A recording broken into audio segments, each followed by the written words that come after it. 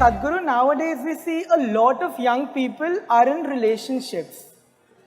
So a public display of affection, PDA, is quite common and popular among the young generation.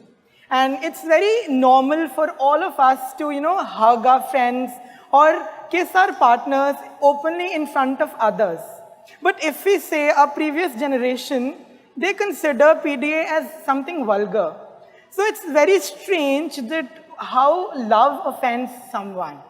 So my question is that whose outlook do you support? Is it the young generation or your own generation?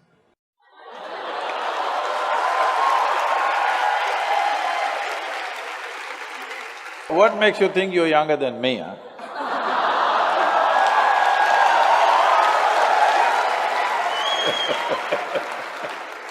No, I don't agree that you're younger than me. So, there are many aspects to this question. You said today young people have relationships. Unfortunately, you have come to a place where you think that a relationship means it must be body-based. There must be something biological involved.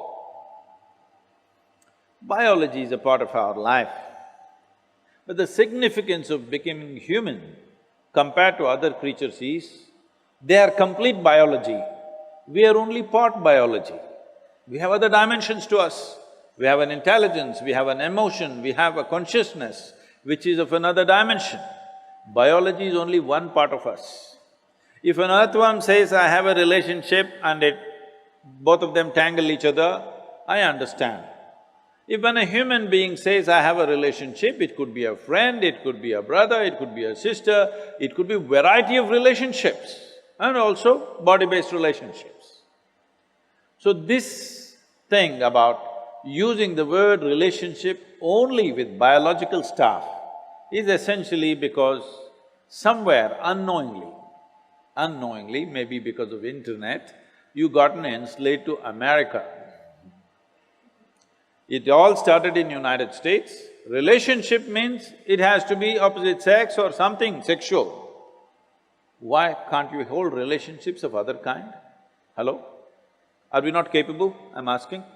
Can't we have very intimate, profound relationships with people without fondling their bodies, I'm asking? Possible or no? Yes. Biology is not the most prominent aspect of being human. It is there. It's not something that you can, put it under the carpet. It is very much there, but it is not the dominant aspect of being human. With other creatures it is so, with a human being, the most significant aspect of who we are is our intelligence, our emotion, our consciousness. These are big things. Body is just one part of it. I am not saying you must ignore the body is there. Now when you say young people, you're talking about those people whose intelligence has been hijacked by hormones. When you were 10 years of age, you looked at people, everybody was fine, they were quite okay. You became 14, 15, you looked at them, every little bump on their body suddenly became a world by itself. Yes or no? You have to wait for some more time. When the hormonal thing goes down, then you look at people, again they're all looking normal. So, it's not a question of right and wrong, it's not a question of morality, it is just a question of priority. What kind of priority do you want to give to your own bodily compulsions? In Delhi, just now when I was coming to your college, somebody in a main street was standing there and urinating. When he feels like it, he does it. What's the problem? Hello? Any problem? No problem, because when you feel like it, you do whatever you want and you think it's your right. He also thinks it is right. When he feels like it, he urinates on the street. What's wrong? Dogs are doing it, donkeys are doing it, cattle are doing it, everybody's doing it. Be natural. This is the philosophy you're talking about. I'm saying there is a certain sanctity to relationships. especially body-based relationships, if you don't maintain that sanctity, it'll become, after some time, vulgarity, definitely. So somebody is seeing it before you, that if you go like this tomorrow, it'll lead to something else. This does not mean being a moral prude, no. But if you don't maintain that sanctity, you will regret that how relationships will become, how much pain they can bring in your life later on, you will see. So you're talking about previous generation, I don't belong to that, nor do I belong to your generation, I belong to the future generations, that's why I'm like this. The previous generation that you're talking about was a generation which came just post-independence. You must understand their reality.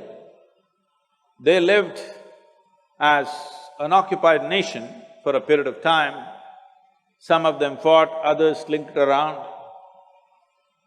Whichever way, their ideas of morality essentially was of their masters. It is British prudery that they carried within themselves. Their idea of being right is that they must be in a straitjacket all the time. You don't have to go by that, nor do you have to do something stupid in reaction to that. You must conduct your life sensibly. You must conduct your life in such a way that this will work for you for your entire life in some sense. You do something wacky today and there may be a payment tomorrow. So, why don't you think it through? What is the best thing to do? How much of what to do? Isn't it? How much of what should I do? How much of body? How much of intelligence? How much of emotion? How much of consciousness? In your life you must decide which should dominate your life. Accordingly you conduct it, it's fine. Somebody doesn't like it, they need not see it.